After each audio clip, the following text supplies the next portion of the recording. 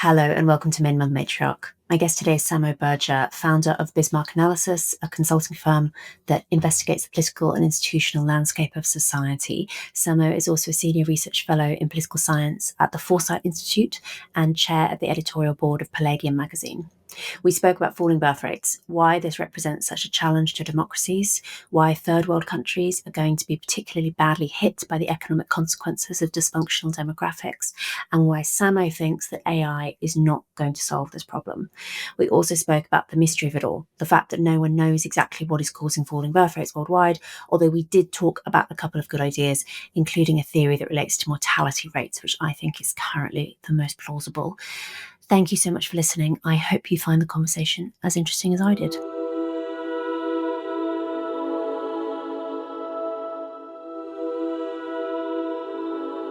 So you wrote this tweet a while ago, which I have not been able to get out of my head, so much so that I have it here and I'm going to read it to you because I thought this was such a succinct way of describing what I've been obsessing about for the last 2 years at least. So you write, as far as I can tell, the most notable political science result of the 21st century is democracy cannot work well with low fertility rates. That was the sentence. Do you want to expand on that thought and we can get into why this is such a notable finding of current politics worldwide? Well, I think it's a finding and a glaringly obvious political science result that everyone is motivated to ignore. Yeah. Because in a democracy, almost by definition, the interests of the majority are dominant and are represented. So insofar as we are democratic societies, which in reality, of course, has always been a sort of mixed system of government where, democratic, oligarchic elements intertwine. But insofar as we are democratic and insofar as democracy does matter, we are reaching the unprecedented situation where the old hold democratic power, not just elite power. Now, I would argue that humans are a naturally gerontocratic species. So what I mean is that almost in any society, the tribal elders, be they matriarchs or patriarchs, wielded a disproportionate amount of power. And the reason for this was not just inherent wisdom or a sort of life experience, and that they served as the information storage of their pre-literate societies. It is that through the course of a life, you build many, many social relations. You build a ledger of people, favors owed, sometimes even knowing where the bodies are buried, right? This sort of stuff was as powerful in 5,000 BC, 50,000 BC, or 500 AD. As long as you didn't hit cognitive decline, you just kept getting more and more socially powerful. Add to this then the formalization and codification of property rights when we did acquire writing. This meant that in the Roman era or the early modern era, you might easily accumulate more and more and more property as you go through your life. And then as a final measure, there is such a thing as life experience. And most importantly, this is something I've observed in my own life with great distress as I, am no longer a young man in my 20s, now in my 30s. People can have very high IQs. They can be very smart. But when it comes to dealing with people, experience is king. You can easily, and this is something that I just wanted to ignore. I wanted it to not be true when I was 20, when I was 25. You just simply can turn much smarter people than yourself, if they're younger, to your ends. Everyone intuits this. No one quite knows how devastatingly true it is. My own generation, millennials, made a lot of fun of the baby boomers, this sort of mocking phrase of like, how do you open PDF? But I think as a sociologist, as an observer of the human animal of society, the most notable thing is we did always open the PDF for them. We did always write up the emails for them. In a functional perspective, Now that we have ChatGPT isn't smarter than us because it knows how to write a good email. We're still dominant over it because we get to tell it to write that email. And Mm, historically, again, millennials, we were unpaid tech support for our elders, and we were obeying people that were not always more talented or knowledgeable than us.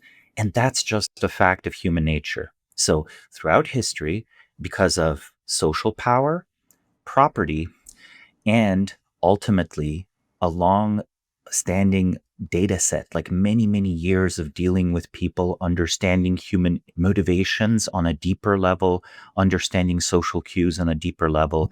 That sort of skill set seems to just keep increasing in people until they hit dementia, which happens late in life eventually, but isn't certain to happen at any one point. Well, these three factors have meant that elite power and concentrating power has always favored the old.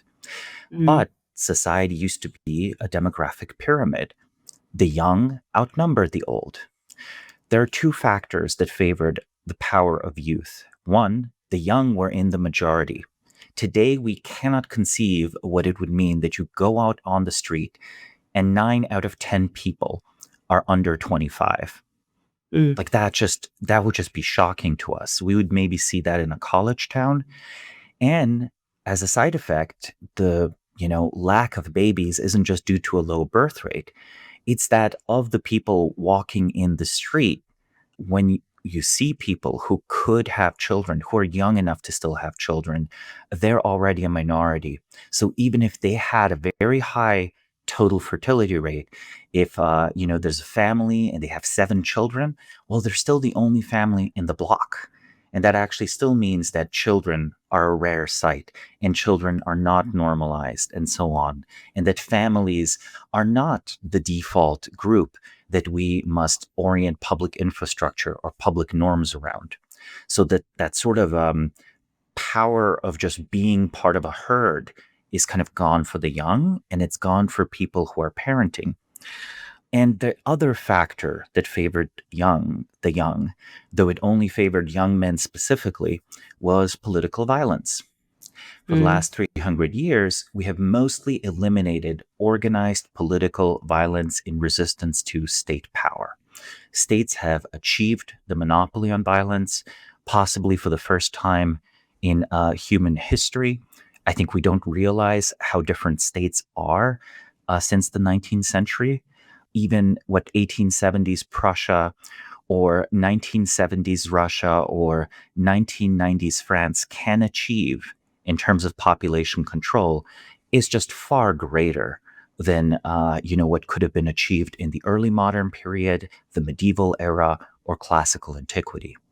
I don't think this trend will reverse because at the end of the day, you could say, oh, the young men will eventually rise up, right? They'll rise up in China because they don't have wives, they don't have girlfriends because of the gender imbalance.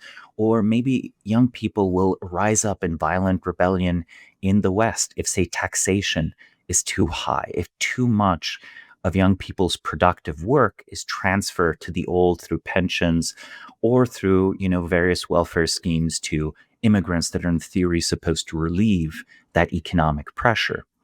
But I think in reality, it's the case that, 40 to 50-year-old men, when they are police officers, when they are soldiers, they are happy to be violent on behalf of the state. They don't have anything to lose if they are like that. The key issue here is the foolishness of young men historically had made them almost irrationally predisposed towards violence. And, older men are still, they're less physically fit.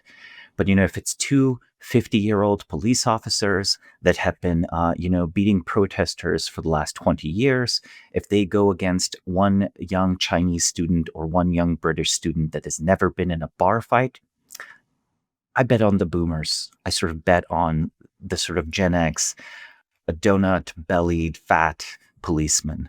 I think they, in fact, win that fight. So, okay, we've eliminated violence. We've eliminated elections because the youth vote, it's not even a swing vote, really. Like if there's a uniparty situation where every major party cannot afford to touch the entitlements of the old, both direct entitlements and indirect entitlements, the youth swing vote becomes irrelevant. You never want to trade 40% of the voters for 10% of the voters. That just never happens. And if it does, well, how do you enter a coalition? Let's say you make a literal youth party. It gets the entire youth vote. That's 12% of the population. Like, that's just not a very good voting base in the modern age where we have inverted demographic pyramids. So, because of this, you know, I think that if you are beholden to the general population, this just seems an insoluble problem. If you have something more approaching, let's say, the Communist Party structure, or you have something approaching a dictatorship, it is conceivable, though not likely, but at least conceivable, that the center and the government might decide, actually, we're going to go against the interest of 40 to 50% of the population. And we're going to consider, let's say, the long-term military viability of our country. Because there is one unfortunate last remaining use of youth politically, and that is conscription. As the war in Ukraine demonstrates, manpower remains, unfortunately and tragically, relevant in the 21st century. And because of that, I think that we will see states try to optimize their manpower, like their conscriptable young population. I have much to say on this. Thank you. Okay, where to start? I think that this point about violent resistance is very interesting and very relevant to Britain right now, as I'm sure you can imagine. We've seen quite significant violent protests in Epping, which is just outside London in Essex, in response to asylum seekers being housed in a hotel, and one of them has been charged with sexually assaulting a local girl, and it's provoked protests, some of which have turned violent. And I've been watching some of the footage of these protests, and they do skew quite old. There are young men there, but actually a lot of the men who are getting aggressive with the police and so on are men in their 40s, 50s.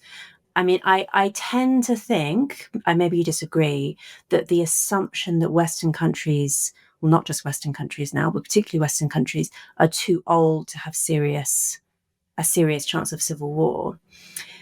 The only problem, I think, with that theory is that if you look at, say, Britain at the time of the English Civil War in the 1650s, the entire population was about 5 million.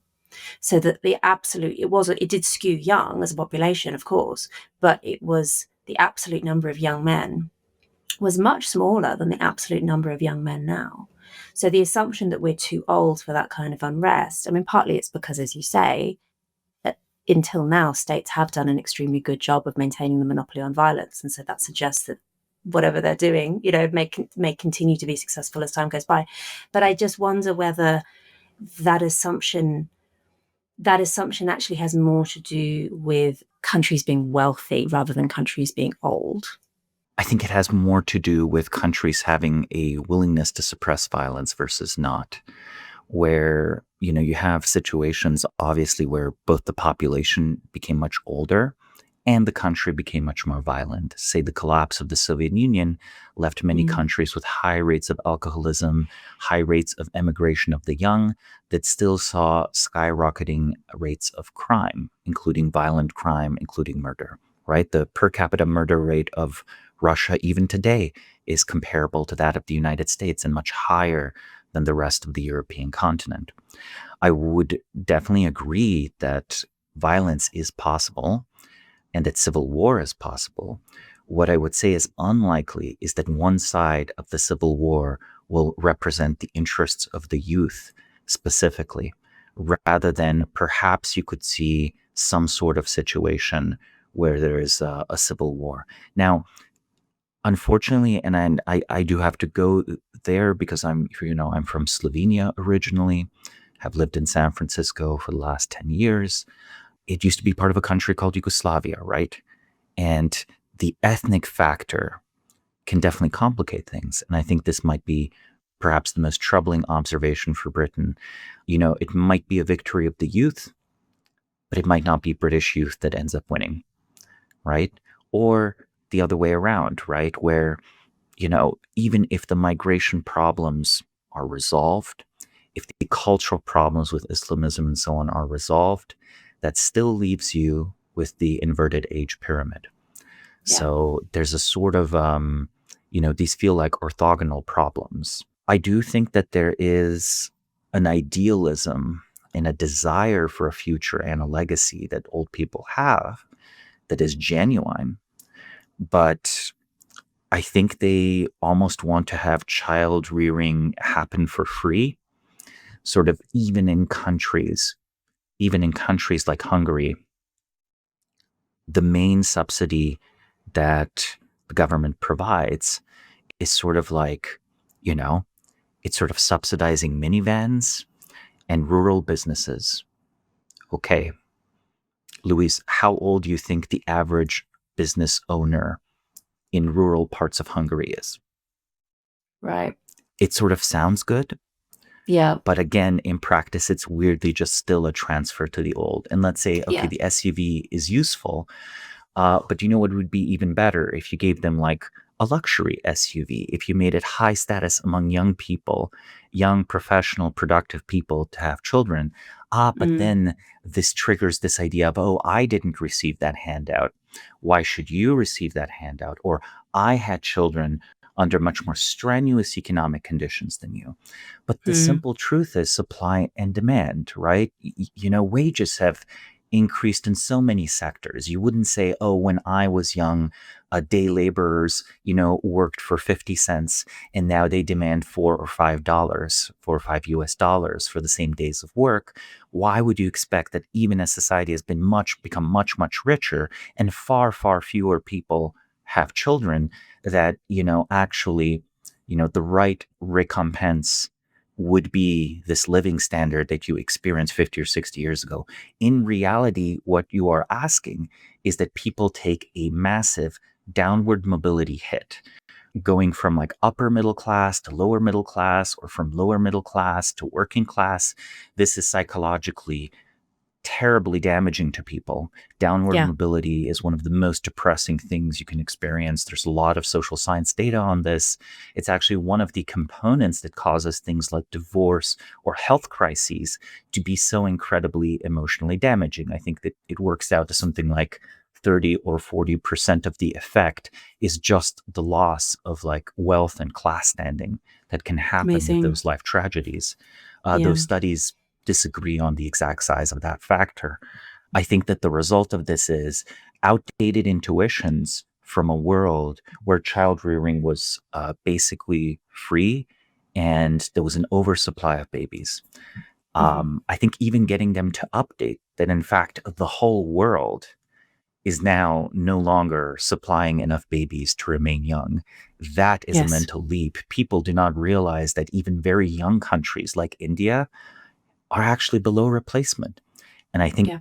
by the middle of this century, we're going to have a very surprising result. My contrarian prediction is that fertility will fall in the last holdout of sub-Saharan Africa much, much faster than official figures suggest.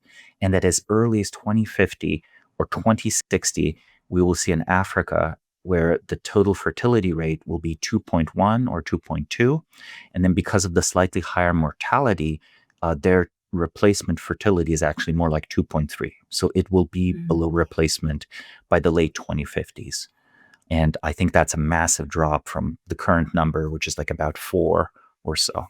Also, we don't really know what birth rates are in Africa because the data keeping is so poor, and there is something of an incentive to inflate the numbers in order to get aid. So I'm generally skeptical when you see these very high numbers, some coming out of some African countries. But yes, this assumption that the world remains full of loads of young people who are eager to move to the West and who are really capable of contributing their labour and their taxes and so on. Not so. I mean, as you say, there are parts of India that have Sweden level fertility, despite Yeah. being much, much poorer than anywhere in Europe or the West.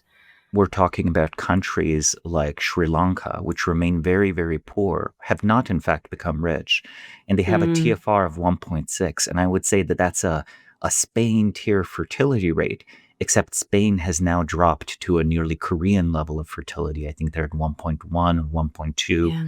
So there's been even a decrease where even the countries that should have rebounded, there seems to be no floor. It just seems to go down slowly even further, slipping below 1.5, below 1 even in countries like South Korea or in cities like Hong Kong or cities like Vienna in Europe.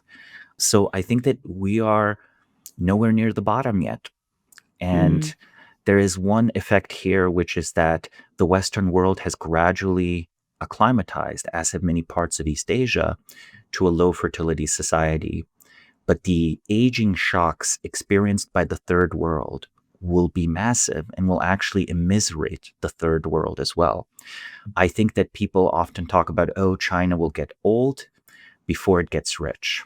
People do not talk about Turkey getting old before it gets rich.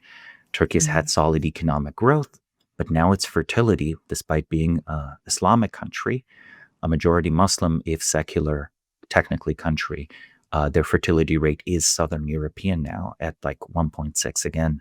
So these countries will simply never become developed countries. And I think that is a hard pill for many people to swallow. More people on the optimistic side, they sort of expect, people on the right expect that eventually the rising tide will lift all boats. People on the left think, well, if the Western world is weak enough, we'll stop oppressing them and we'll stop exploiting them, and then they will develop and become rich. And I think both left and right are wrong. The rising tide that was lifting all boats was the increase in young, productive workers around the world. No matter how we shuffle around paper or property rights, young people, even if demand for their labor increases, which it obviously will, right? The mm, cost of labor will skyrocket in an old society as long as there is a transfer from the working population to the non-working population through essentially the welfare state, which is to some extent universal. Almost all countries in the world have pension systems now. So we're talking about a really minimum level of a welfare state. We're not even talking about a generous one. A minimum welfare state where we are taking care of the old results in unbearable taxation on even the highest incomes if you have 3 or 4 old people for every young working person. And no, unlike say like the center left neoliberal perspective, we will have nowhere to import workers from. We are in a world with fewer and fewer competent young people every single year. And of those young workers, many of them are hostile to Western countries and Western values anyway. mm, So, in fact, you cannot import enough. The deal is not sweet enough. They would prefer to move to the United States than, say, to the UK. Or if they want to move to the UK, they certainly don't want to move to a place like Romania or a place like Ukraine that are much poorer, let alone a place like Turkey that is also quite poor despite their massive, rapid economic progress. It'll be a little bit of a zero-sum game. Only a few countries in the world can sustain themselves through immigration when the world is low fertility. And that is assuming they have a political setup similar to that of the United Arab Emirates, where you can have many, many foreign workers without any political fallout or without any weakening of the state or reduction of state function. This episode is sponsored by Relay, one of those brands that's just such a perfect fit with MMM. I think what they're doing is excellent. Relay is an app that helps people stop using porn. And let's be honest, porn is basically everywhere on the internet. Most men see it first as teenagers. It quietly becomes part of life. But over time, it leaves a mark. You're more distracted, less present, less patient. It eats away at integrity, makes secrecy feel normal, and creates distance in your relationships. Many men feel stuck in the cycle, ashamed, frustrated, and wondering if change is even possible. That's where Relay comes in. It's therapist accredited and built on solid therapeutic principles, but the real difference is that you're no longer longer fighting alone. Relay places you in a private group with other men on the same journey, giving you daily accountability, encouragement, and tools to handle triggers whenever they pop up. You can stay totally anonymous while getting the real support you need to build a life of integrity. It's about becoming the husband, the father, the man that you were meant to be. Relay has already transformed the lives of thousands of men and the lives of their partners. Don't let the pattern continue. You don't have to stay stuck. Go to joinrelay.app/Maiden and use the code Louise, that's all capital letters Louise, to try it out for free. That's joinrelay.app/Maiden. I was about to ask about the UAE because I've wondered whether what we might see in the coming decades is that this increasingly scarce resource, young, highly productive people, highly intelligent people, will be fought over by countries. And the countries that will be most successful in attracting them will be ones that don't have a welfare state and therefore don't have this punitive transfer system like the UAE, where you can go and pay no income tax, etc. I mean, maybe that will change with time. I think they are actually starting to increase taxes now, but this is already the case that lots of young productive Brits are moving to the UAE. America would be another key competitor. But do you think do you think that some young people might not have the ability to or want to violently resist punitive taxation, but they can vote with their feet? Do you think that you might end up seeing some states successfully attracting them? I think some states will successfully attract the productive and the educated from around the world with low taxes. Politically, the countries will, they will fight it. We're used to discussing tax shelters in the context of the very wealthy, leaving relatively large or mid-sized industrial countries such as Germany, France, the United Kingdom, the United States, heading for tax shelters that are these tiny microstates. What we're not used to is entire middle classes exiting countries and relocating elsewhere. We saw a weak version of this with the depopulation of the Balkans, where in some countries like Croatia and Romania, 30% of the population left for for labor markets in France and Germany and Britain with higher compensation. As these formerly high wage economies become more and more stagnant, perhaps even become middling or low wage economies with high taxes, that same middle class exodus will happen from countries such as France and Britain and Germany. I think many countries will reach for similar measures to that of the United States. In the United States, if you renounce your citizenship, you will continue paying taxes for 10 years after you renounce citizenship. I think it's currently the only country in the world, maybe one out of maybe 2 or 3 others, that tax those who renounce citizenship. But I think measures like this will be taken in a late exit and an exodus. Because again, it's not science fiction. We've seen millions of people leave countries that are economically unfavorable in the Balkans, in Eastern Europe, and going to the West. I think we could easily see millions of people from the West exit to a place like UAE. And arguably, this process has already started. I think that if you are upper middle class, the question of should you take a job in Dubai and live in Dubai, it's like a serious suggestion. You'll probably be financially better off. And I see people from the UK, and I see even some people from Italy and Germany discuss this routinely as an option. Countries like, say, raise Turkey as an example. Say you're a very productive, able young Turk and you move to somewhere like the UAE or Bermuda or some other tax shelter. Is Turkey, in its increasingly dire economic state, really going to have the capacity to enforce taxing you for 10 years after you renounce your citizenship overseas? It seems like states would be overstretching themselves by even attempting that. They will attempt it. And I think some countries will have a more successful network of digital surveillance than others because our finances are much more transparent to governments than they were 60 or 70 years ago, which Yeah. intuitively makes sense, right? It makes sense that the electronic records are easier to query. And further, I think artificial intelligence will improve the effectiveness of tax agencies around the world. Mm. Why? Because labor will no longer be a constraint. Tax collecting today is mostly a matter of intimidating the taxpayer to voluntarily tell you the truth.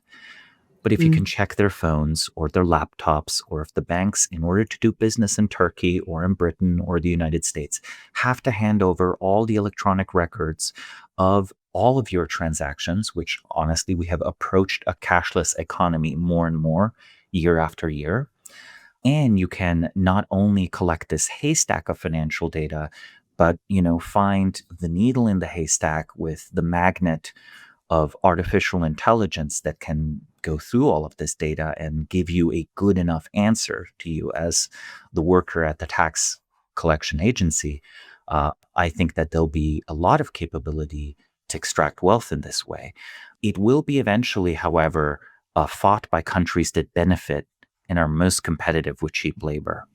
So you might have strange situations where, you leave the UK for Dubai, and in Dubai will, maybe they will, under pressure from the UK, actually allow them to reach you and to collect your taxes.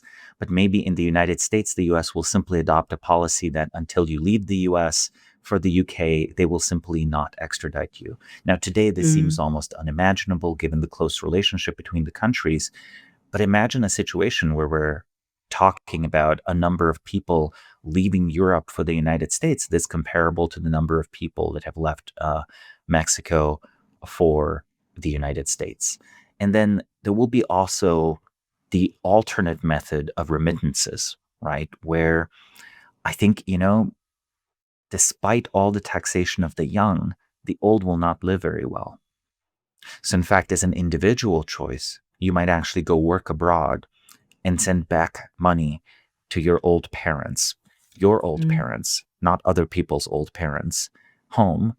And then the government will have to balance your remittances versus your tax revenue and decide what is better for the economy. So that is one countervailing force. A lot of countries will become retirement homes, and some of these retirement homes will be funded by remittances. You've raised AI, so I need to ask. There are people who think that no, we don't need to worry about this, and not just because AI is going to kill us all, and so who cares, but because AI is going to solve the problem either through having very sophisticated robotics, which allow the very cheap care of elderly people so that that problem goes away, and or through creating this kind of hyperabundance through the AI revolution, which means that we just have such an excess that we can lavish it on all of these unproductive people. I'm guessing that you don't think that that's plausible, or you wouldn't be as concerned about this as you are. My provisional answer is that the current AI revolution will add about 1% a year economic growth in Yeah. developed countries, maybe 2% because of catch up effects in the third world. And I think that's just not enough. So, in other Mm. words, I do not think we are going to radically break or transform the economy. I think we're going to have very slow, very incremental replacement of some jobs. For example, 20 years from now, are your taxes done by an AI agent? Yes, you're probably paying, in the US, you're probably still paying TurboTax, but TurboTax uses AI to do everything for you. Is your Uber driver AI? Are you summoning AI cars, be they Tesla or Waymo, through your Uber app? Yes. But is your maid a robot? No. Is your chef a robot? No. Is your elderly caretaker a robot? No. The Japanese have been Mm. trying very hard, and there Mm. will be innovation in that area, certainly. For example, just like a bed that automatically puts you into a wheelchair, for example. Things like that, right? Labor saving things that don't replace nurses, but substitute some part of the hard labor.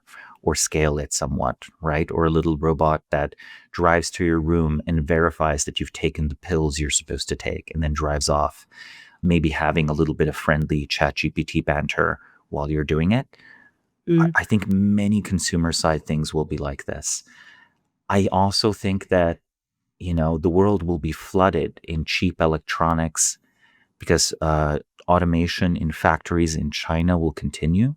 They already have factories where there are no humans necessary. Some material goods will be abundant, but labor will remain very scarce. And, there are very smart people who disagree with this. There are people like Elon Musk who are predicting 1 billion humanoid robots that can perform any labor menial task that humans can by 2030. I'm willing to bet against that. I think people would be investing very differently if they truly thought this was the case. Please explain to me if that is true. Why is Tesla's valuation not $2 or $3 trillion? Everyone is betting on NVIDIA, which of course benefits from a robotics revolution. But I think the money has not moved in a way that would indicate a robotics revolution. I think that, people neglect the sheer friction of maintaining these machines with vastly more moving parts. The reason electric vehicles are better vehicles than the internal combustion engine vehicles has nothing to do with them being green or environmentally friendly. It's just that they have something like 10 times fewer moving parts. This makes them a better industrial product because the assembly line is much simpler and you can make it much more efficient. Okay, a humanoid robot with joint and hand mobility comparable to that of a human, and I'm not talking about replacement parts, just building a robot that is like that. I think that robot will have something like 10 times more moving parts and components than a normal internal combustion engine car. So it's in a way a worse industrial product. This is solvable, but even when these robots hit the market, these are going to be like $200,000 or $300,000 devices, right? And they will not know how to do everything. I don't believe that they will have human level general intelligence within the next 10 years. It'll be a slower effort comparable to, say, there's nothing special about the electric Jaguars that Waymo uses, but still they've been training them for the last 3 years. They've been building up a data set. We have extreme data poverty for the very smart AI crunching in the NVIDIA GPUs to use. So I think it does not come in time.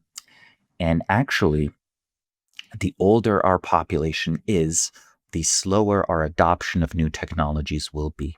And slower the creation of it, no?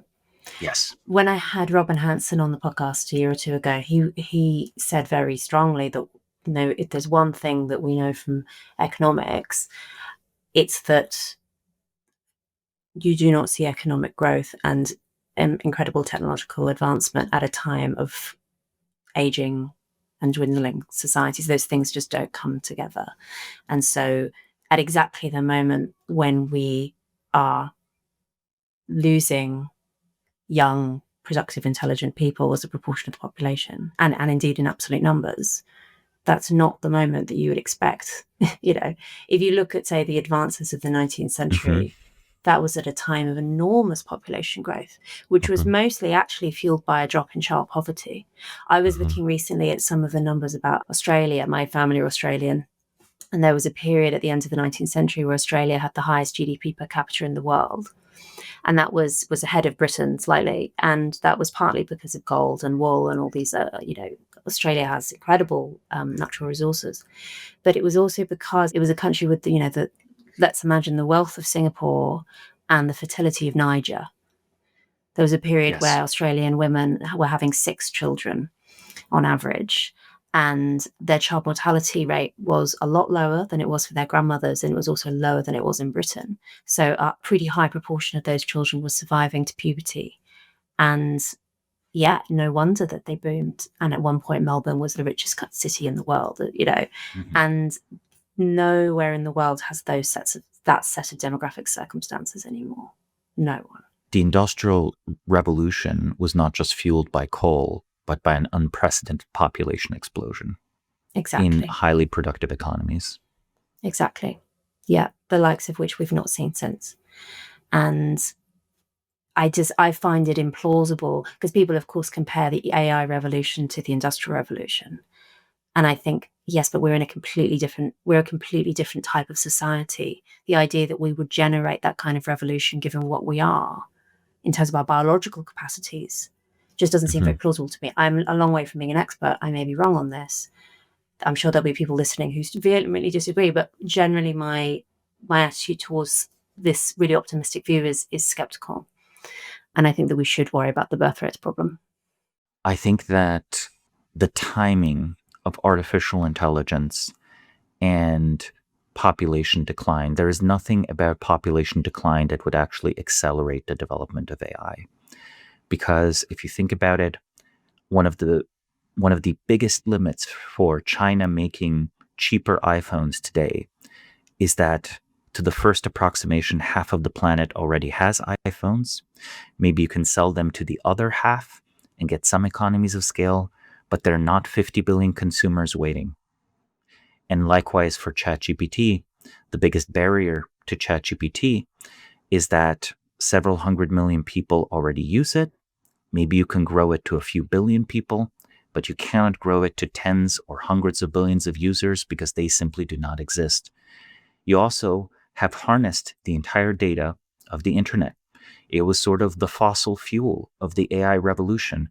What was it? 10 years of people around the world uploading images, uploading videos, and typing millions, billions of lines of text.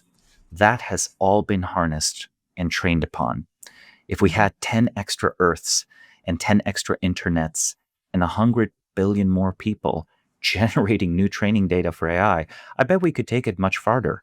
But actually, a shrinking human population straightforwardly means less data, less desire for innovation. Even if you abstractly think you want innovation, in practice, older people are likelier to object to simply meeting an AI doctor rather than talking to a human NHS worker, right? We all know this is true. Therefore, an older population, 50 million old people, will make much less use of AI services than 50 million working age people, let alone 50 million 16-year-olds.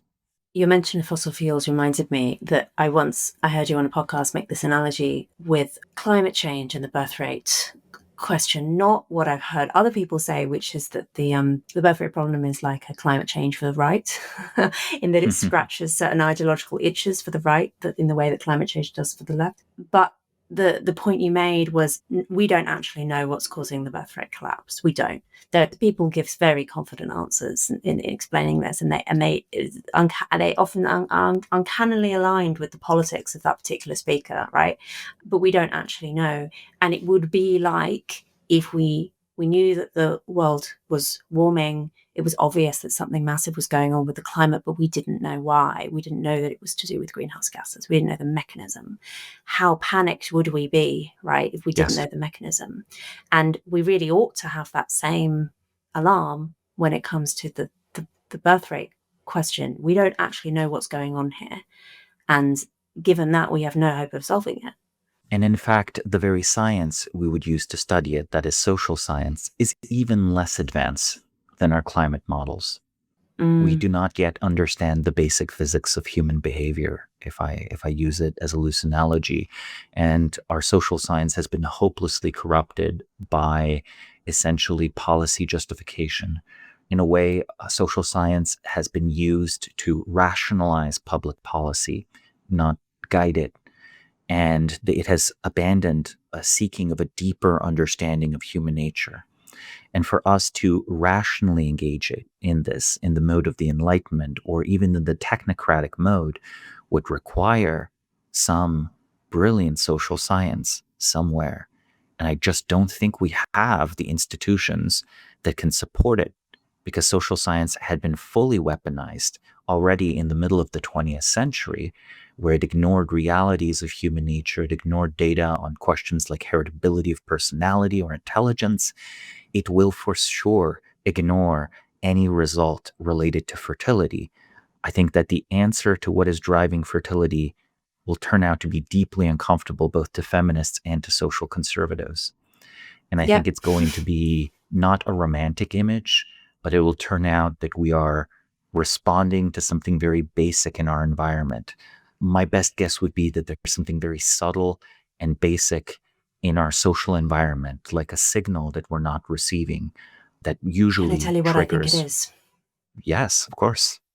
This is not the end of the episode. Actually, we're only halfway through, but the rest of the show is behind a paywall. In the extended version, Samo and I spoke about the geopolitical consequences of falling birth rates, particularly when states start competing over the remaining cohort of young productive workers.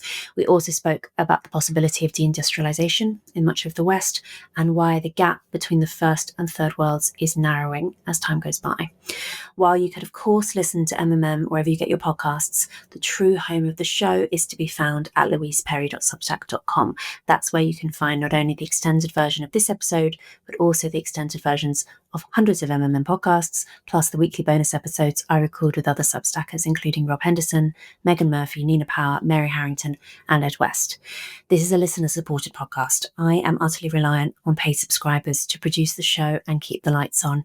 If you find Maiden Mother Matriarch valuable, the most helpful possible thing you can do is go to louiseperry.substack.com and sign up to become a paid subscriber for either $8 a month or $79 a year. Without paid subscribers, I really wouldn't be able to produce the podcast. So if you are willing to join their ranks, this is the key way that you can support me and support the show.